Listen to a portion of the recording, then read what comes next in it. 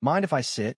The chair's empty. The voice was raspy, low, and devoid of any demanding tone. A simple question asked of the universe, directed at the formidable woman who commanded the triage desk like a fortress gatekeeper. Nurse Administrator Brenda Haskins didn't even look up from her screen, her fingers clicking with a staccato rhythm that broadcasted her irritation. That's the overflow seating for critical intake, not a lounge for soldiers looking to skip the line. Wait your turn like everyone else. The crowd in the perpetually overwhelmed waiting area of the Landstuhl Regional Medical Center chuckled nervously, a ripple of shared discomfort and deference to the established hospital hierarchy. The man, clad in sandy, salt-stained fatigues that seemed to hang off his lean frame, gave a slow, single nod. He didn't argue. He didn't sigh. He simply stood there, one hand braced against a concrete pillar, his posture a study in stillness, a rock in the chaotic river of gurneys, crying children and anxious spouses. His silence was profound, an absence of complaint that was louder than any protest. He was just another broken warrior, flown in from downrange, his file a thin manila folder on Haskins' desk, marked with a low-priority code. To her, he was indistinguishable from the dozens she processed daily, another body to be cataloged and shuffled through the labyrinthine bureaucracy of military medicine. But when the hospital's chief of surgery, the old retired Army colonel, Dr. Matthews, happened to walk past the entrance on his way to a meeting, his eyes, trained by decades of seeing men in extremis, didn't see a malingerer. He saw the way the man stood, not favoring his bandaged leg, but distributing his weight with an almost imperceptible shift, a technique taught to special operators to remain stable on pitching ship decks or the skids of a helicopter. He saw the worn, custom-made leather watch band, a non-regulation item common among men who spent their lives in places where standard issue failed.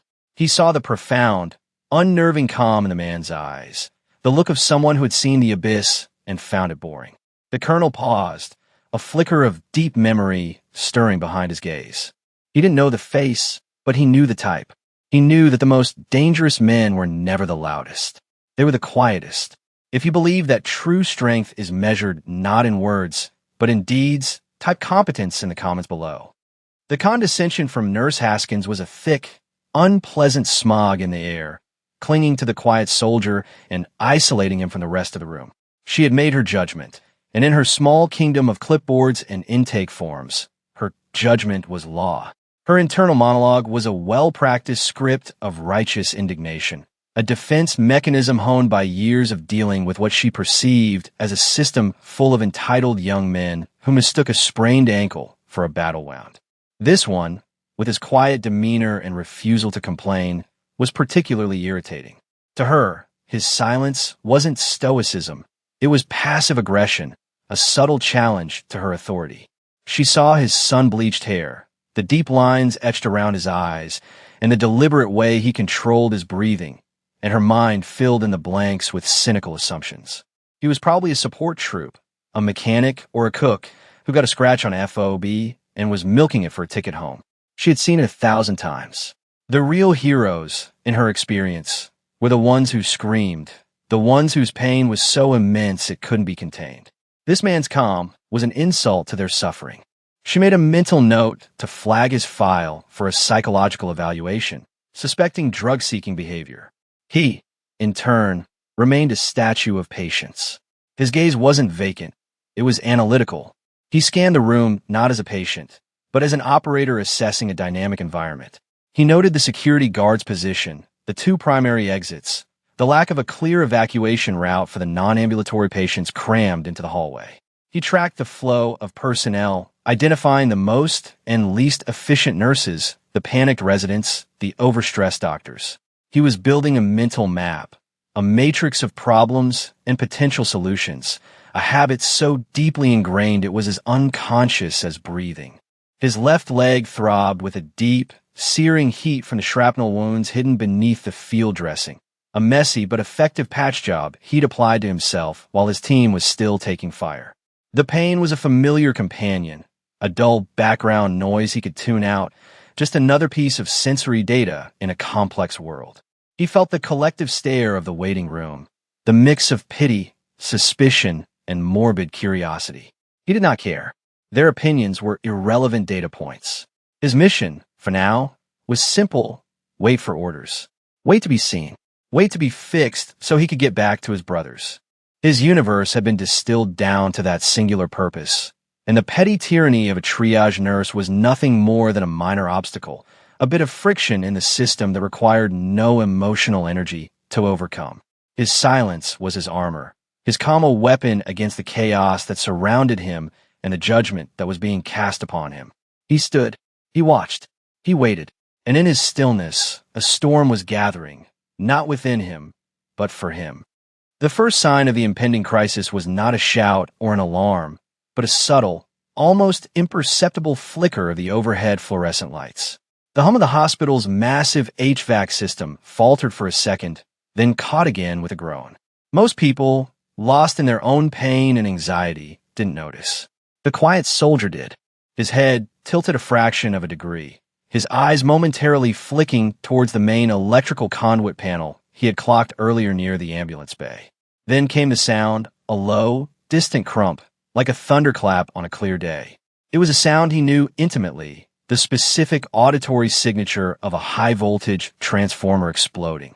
A few seconds later, the lights didn't just flicker, they died. A collective gasp swept through the waiting room as the entire west wing of the hospital was plunged into darkness, the only illumination coming from the red glow of emergency exit signs and the panicked beams of a few cell phone flashlights. The backup generators, designed to kick in within 3 seconds, failed. A second, more powerful tremor shook the building as the main power station on the base perimeter suffered a catastrophic failure, a suspected insurgent attack that had been the cause of the initial patient surge. Panic, a contagion far more virulent than any disease, began to spread. A woman screamed. A child started wailing. The chatter of the staff at the triage desk escalated into frantic, overlapping shouts. "What's happening? I can't see my screen. We have a patient crashing in Trauma Bay 2. Nurse Haskins, for all her daytime authority, was frozen for a critical 10 seconds, her mind unable to process the simultaneous collapse of light, power, and order. It was in this precise moment of institutional paralysis that the quiet soldier moved. There was no hesitation, no deliberación. His body simply executed a pre-programmed protocol. He moved not with a limp, but with a fluid, purpose-driven gait, the pain in his leg compartmentalized and ignored. His first action was verbal, but it wasn't a request.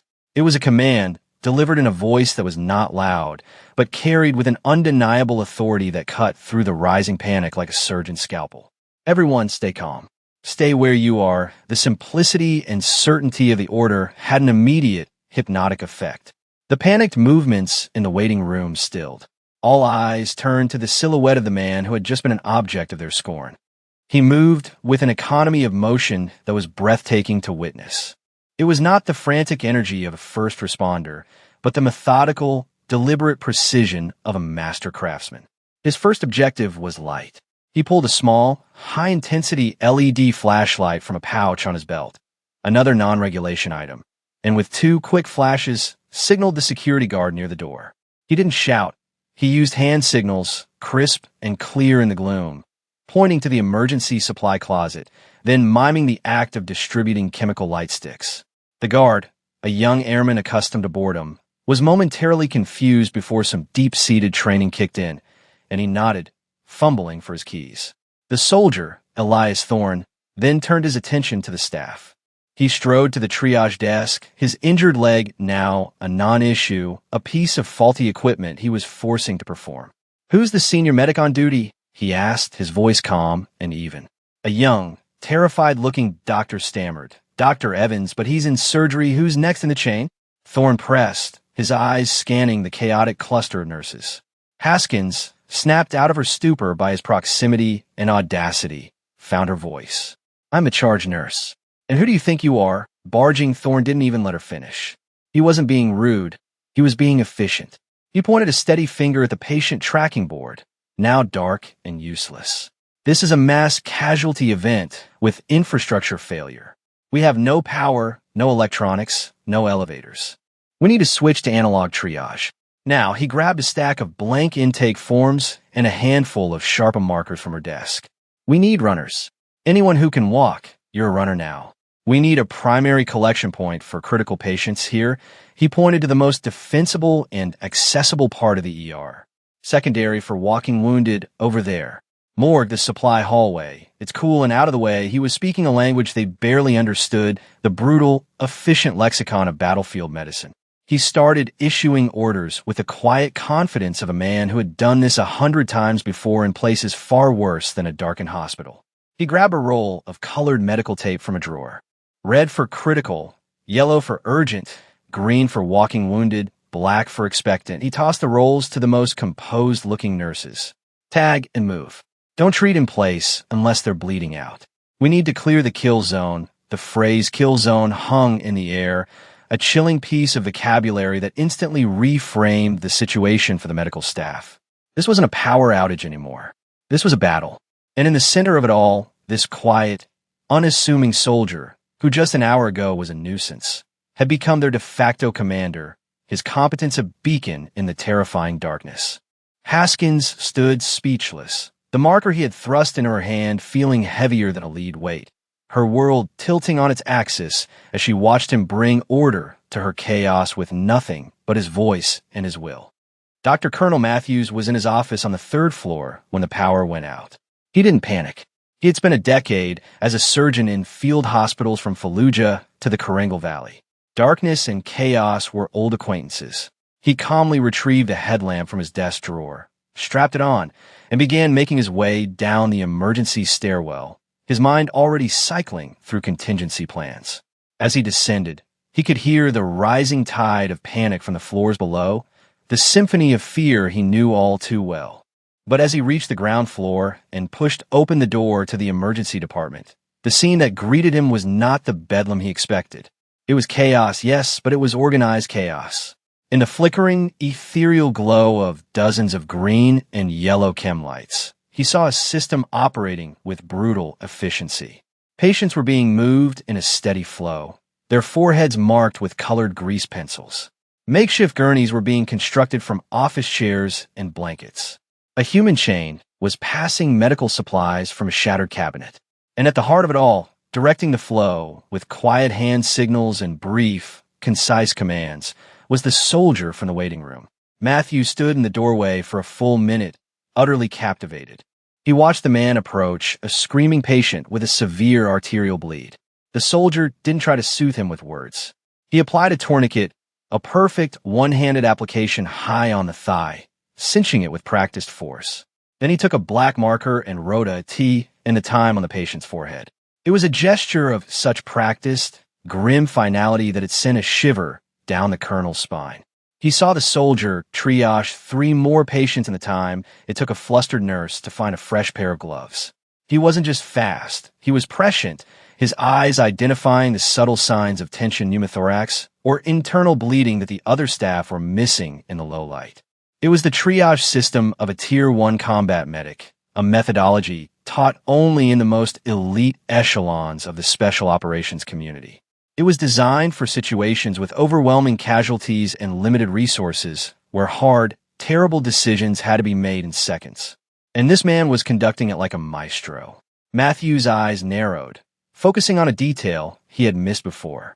On the soldier's wrist, tucked under the custom watch band, was a thin, faded blue bracelet woven from parachute cord. It was a memorial bracelet, almost invisible unless you knew what to look for. The colonel felt a lump form in his throat.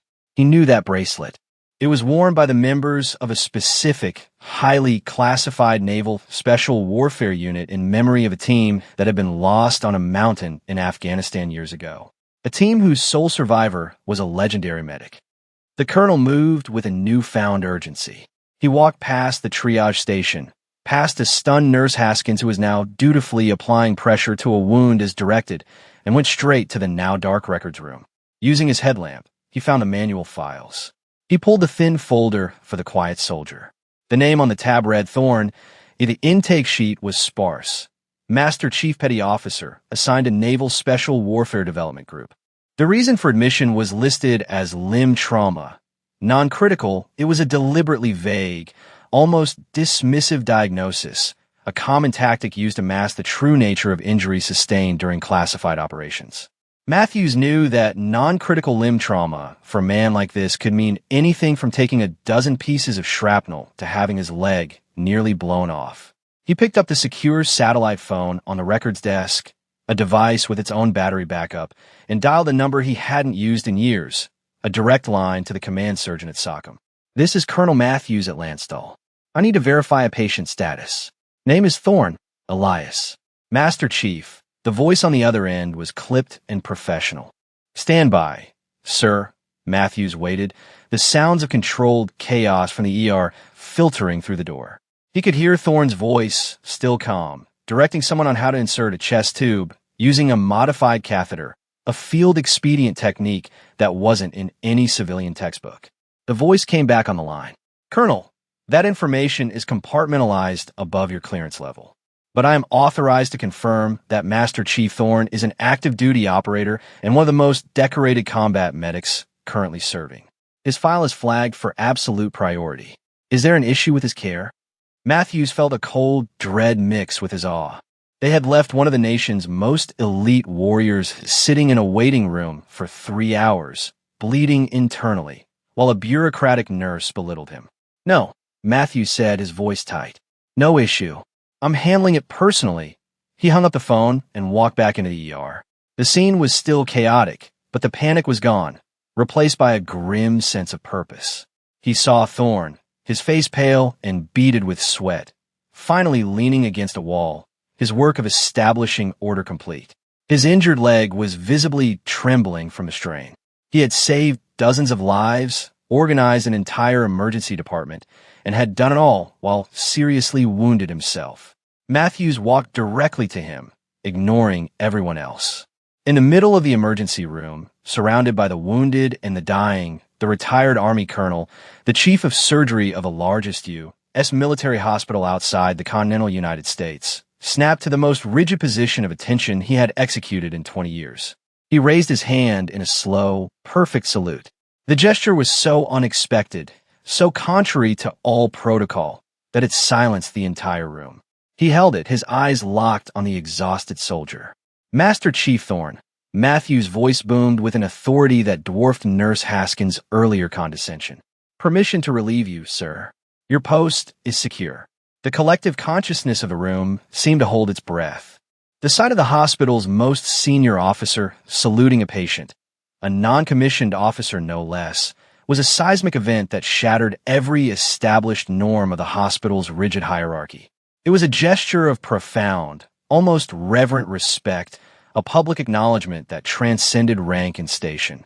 Elias Thorne, leaning heavily against the wall, looked at the colonel for a long moment. He didn't seem surprised, merely tired. He slowly, painfully pushed himself upright, his body crying out in protest, and returned the salute with a precision that belied his exhaustion. "Permission granted, Colonel," he said, his voice a low rasp. "Happy to assist." The simplicity of the exchange, the utter lack of ego, was more powerful than any speech. It was the language of professionals, a mutual recognition of competence and duty that needed no further explanation. But Colonel Matthews knew the rest of the room needed one. He lowered his salute and turned to face his stunned staff, his eyes sweeping over them before finally landing on Nurse Haskins, who looked as if the floor had just been ripped out from under her. "For those of you who are confused," Matthews began, his voice cold and clear, "let me provide some context. This is Master Chief Petty Officer Elias Thorne.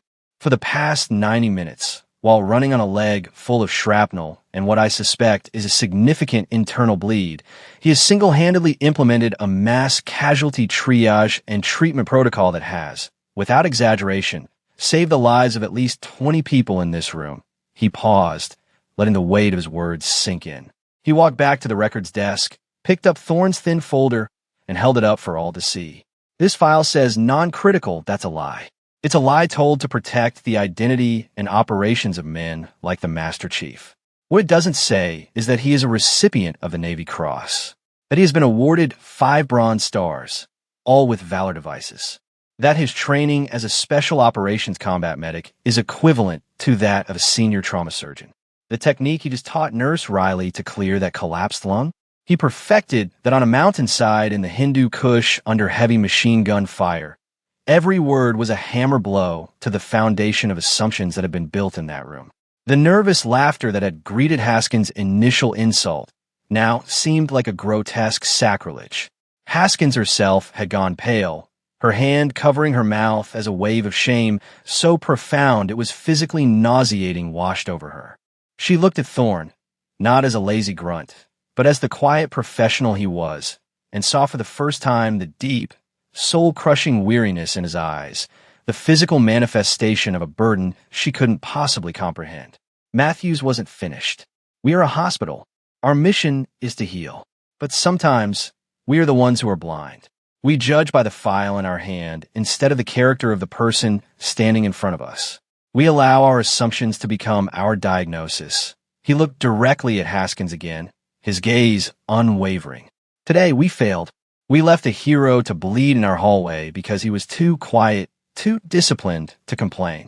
Let this be a lesson for every single person on my staff.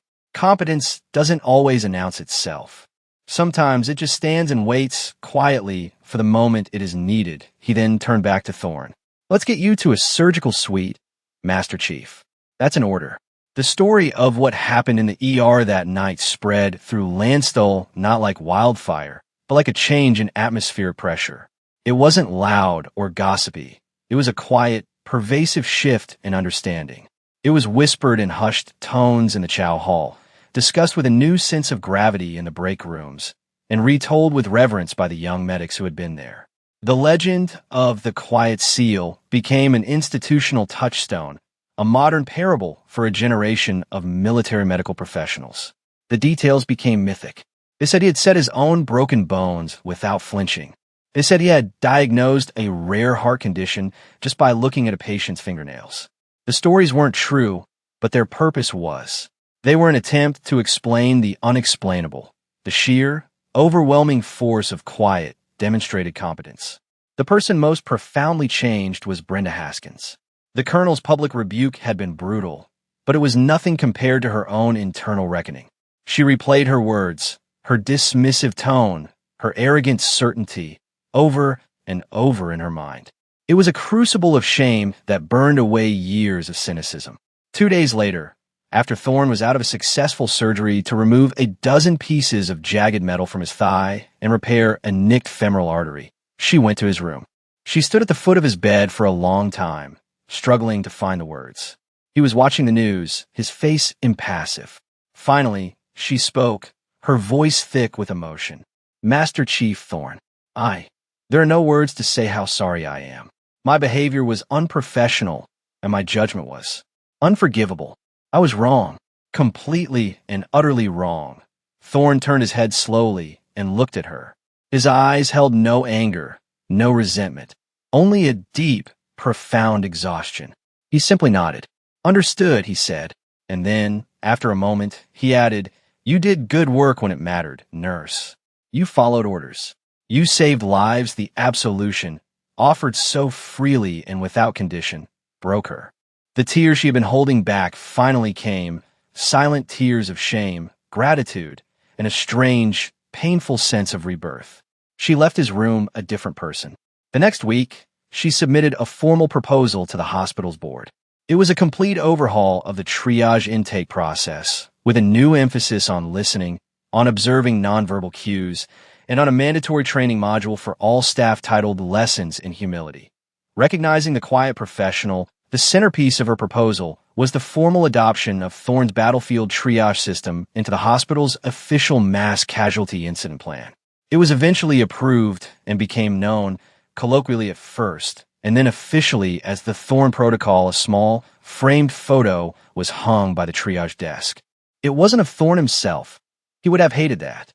It was a picture of the simple, effective knot he had used to secure a pressure dressing on a patient's arm.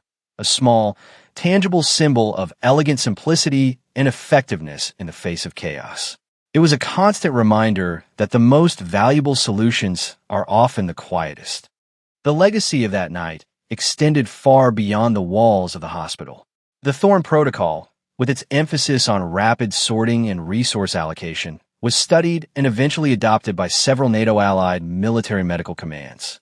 A dry, technical document detailing the procedure was circulated, and at the bottom of the first page, in small print, was the attribution, adapted from field expedient techniques developed by MCPOE.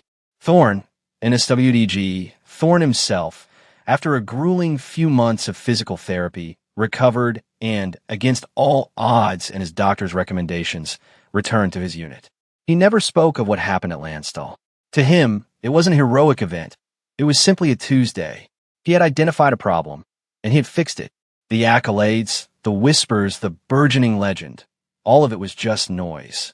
His focus remained singular, the mission and the men to his left and right. But the ripples he had created continued to expand. Brenda Haskins became one of the most respected and compassionate administrators in the entire military healthcare system. She became a fierce advocate for veterans' mental and physical health, often traveling to other facilities to lecture on the dangers of assumption and the critical importance of listening. She told the story of the quiet SEAL in her ER not as a tale of her own failure, but as a story of her own salvation, a lesson delivered in the starkest possible terms. The young medics and nurses who had been on duty that night carried the experience with them for the rest of their careers. They learned that leadership was not about the volume of your voice, but the clarity of your actions. They learned that true authority is not granted by a title or a rank, but earned through competence and composure under fire. The photo of the knot by the triage desk became a pilgrimage site of sorts for new staff. The story would be told to them on their first day, a piece of institutional folklore passed down to instill a core value. Look deeper. Listen harder. Never assume. Respect is not owed to the uniform. It is owed to the individual within it, and true worth is often silent. Years passed. The wars in the Middle East wound down, replaced by new, different kind of conflicts. Technology advanced. Medicine evolved. But the fundamental lesson of that night remained timeless. It became a story about more than just a soldier and a nurse. It became a story about the enduring conflict between perception and reality, between the noisy arrogance of assumption and the quiet, unassailable power of proven skill. The hospital corridors at Landstuhl are quieter now, but the memory of that night remains embedded in its culture, a ghost of wisdom that walks the halls. New generations of doctors, nurses, and medics hear the story of Elias Thorne, and it shapes them in subtle but profound ways. They learn to see the quiet patient in the corner not as a problem, but as a potential source of hidden strength. They learn that the absence of complaint is not the absence of pain. The Thorne Protocol is still in the manual, a testament to a system that was humble enough to learn from the very people it was designed to serve. Brenda Haskins, now gray-haired and nearing retirement, often finds herself standing before the small, framed photo of the knot.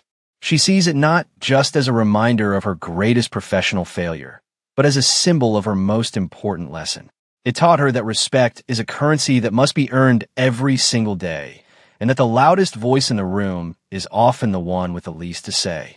The world is full of noise, of self-promotion, of people shouting their own virtues from the rooftops. It is a world that often mistakes confidence for competence and volume for value. But true strength, the kind that can hold back the tide of chaos, is almost always quiet. It is forged in the silent crucibles of discipline and experience. It is the steady hand in the storm, the calm voice in the darkness. It doesn't need applause or recognition, because the work itself is the only reward that matters. The legacy of a man like Elias Thorne is not found in the lines of a commendation or the engraving on a medal.